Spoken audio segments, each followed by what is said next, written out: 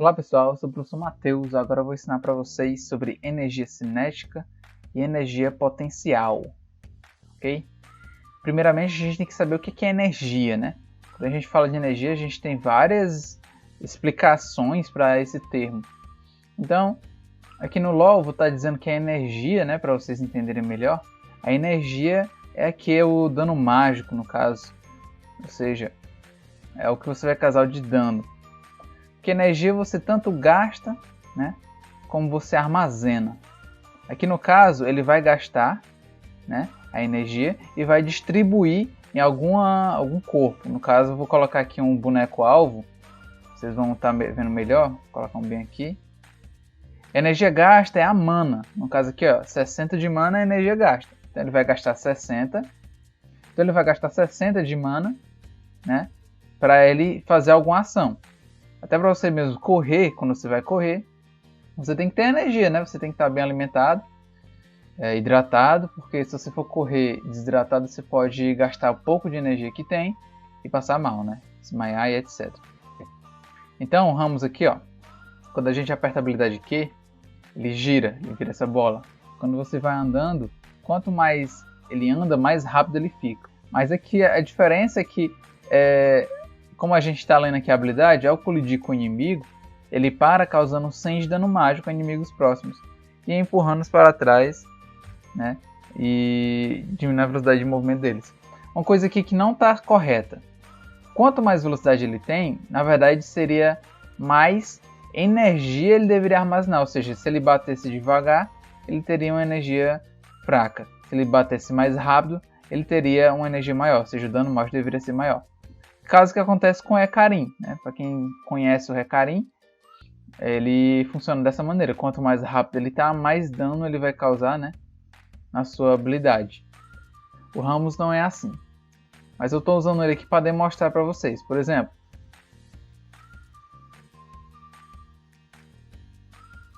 vocês viram que o boneco estava aqui e veio para cá. Então o que foi que aconteceu?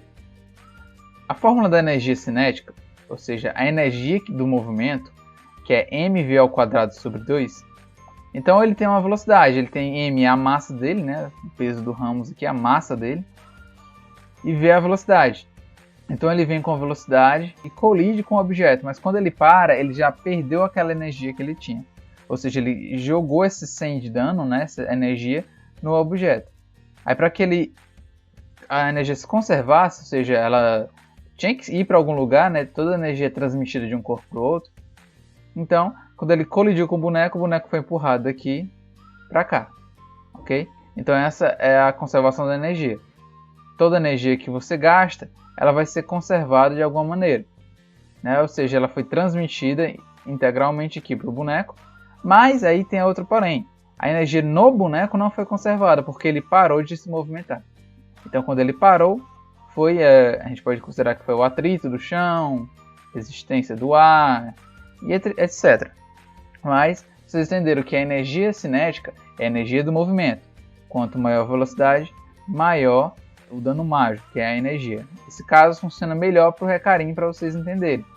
Okay? Aqui no Ramos a gente considera que a mana é a energia gasta e o dano mágico é a energia que ele vai transmitir. Vendo aqui brevemente a habilidade do Hecarim, ele ganha velocidade e ataca o alvo, né, causando um dano. Então quanto mais rápido, né, mais ele vai causar dano no alvo. Mas ele também empurra, então esse empurrão está diretamente ligado à energia que ele vai estar gastando. A incoerência é a seguinte: ele não poderia empurrar muito longe se ele estivesse devagar. Mas como é um jogo, ele empurra a mesma distância se estiver rápido ou se estiver devagar. Que não faz muito sentido, né?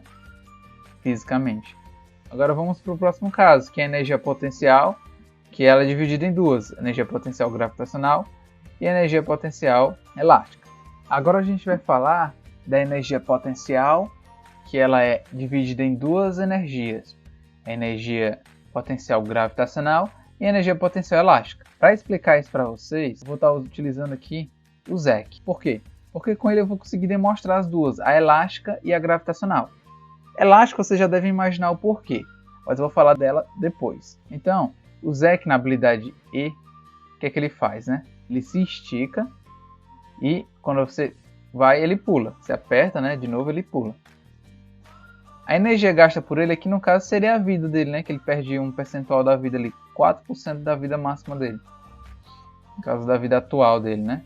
Essa é a energia gasta por ele. O Zek, o que é que ele faz? Ele se estica, sobe, ele vai lá em cima e cai de novo, em uma certa distância.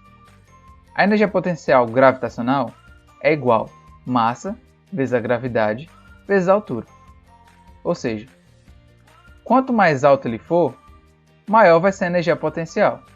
Só que a gente observa que mesmo no nível máximo da habilidade, ele não sobe muito alto, ele permanece na mesma altura. Mesmo se você for mais longe, né? Ele não vai muito alto. Mas de qualquer forma, ele sobe nem que seja um pouquinho. Então por isso que o dano dele aqui, quando você vai melhorando a habilidade, o dano mágico, vocês podem ver aqui em azul, ele aumenta. Porque a altura que ele sobe é maior. Mas aqui há uma incoerência. O mesmo dano que ele dá numa distância muito grande, ó, 268 mais ou menos, ele dá quando está perto, 268. Isso há uma incoerência, porque ele não armazenou energia potencial suficiente. Então o correto, fisicamente, seria ele causar um dano maior a longa distância do que de perto. Então aqui é uma incoerência, né, fisicamente, porque isso não é para existir.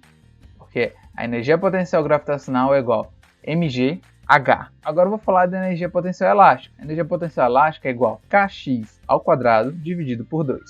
O K é a constante elástica, ou seja, o quão elástico é o material. X é a distância que esse elástico vai estar sendo comprimido ou esticado. Tanto é que vocês veem que se eu segurar pouco, ele se estica pouco, logo a distância que ele pula é menor. Se eu segurar muito, a distância vai aumentando. Vocês podem estar observando isso, que ela aumenta. Ou seja, quanto mais ele estica os braços, mais longe ele pode ir. Então isso faz sentido com a fórmula, porque quanto maior o x, maior a energia potencial elástica. Vocês podem ver, ó, que ele começa a se esticar cada vez mais. Quando ele está muito esticado, os braços dele, ele vai muito mais longe. Olha, tanto é que se eu apertar só uma vez e botar lá na frente, ele não vai. Ele não vai onde eu estou botando, ó. Ele vai bem próximo de onde ele está, porque ele não esticou o braço o suficiente. Mas quando ele estica bem muito, então a energia potencial elástica está ligada à constante elástica, ou seja, o quanto ele consegue esticar os braços e o quanto ele esticou, certo? Não adianta ele ser muito elástico, mas ele não se esticar o suficiente. Logo a energia elástica que ele vai estar gastando aqui não vai ser o suficiente. Outra coisa que eu acho interessante aqui nessa habilidade é o seguinte: Zek se catapulta e arremessa ao ar inimigos que podem aterrissar por até 1 segundo, com base no tempo de carregamento. Ou seja, se ele pular aqui nesse alvo de perto, ele vai ter um salto, né? O objeto vai ter um salto pequeno. Ele vai ser jogado no ar, mas muito pouco. Agora, se eu estiver bem longe e acertar ele, ele vai ficar no ar por mais tempo. Deu para perceber que de perto o tempo aqui é quase zero. Deixa eu tirar ele dali porque acho que deu uma bugada. Pronto. De perto, ó, ele pula muito pouco, mas quando ele está bem mais longe, ele pula mais. Por que isso acontece? Fisicamente isso faz sentido. Por quê? De perto, ele não tem tanta energia para transmitir para o boneco. Logo, o boneco também não vai reagir tanto. E de longe, ele vai ter muito mais energia. Logo, ele vai transmitir mais energia para o boneco. Por isso que ele é arremessado para o ar durando mais tempo, né? Mais alto e mais tempo. Então isso também é uma forma de transmissão de energia, né? De um corpo para o outro. Então eu mostrei aqui para ele só com o Zek para vocês a energia potencial gravitacional, que está relacionada à altura. Ou seja, quanto mais alto, maior o potencial gravitacional, ou seja, a energia potencial gravitacional.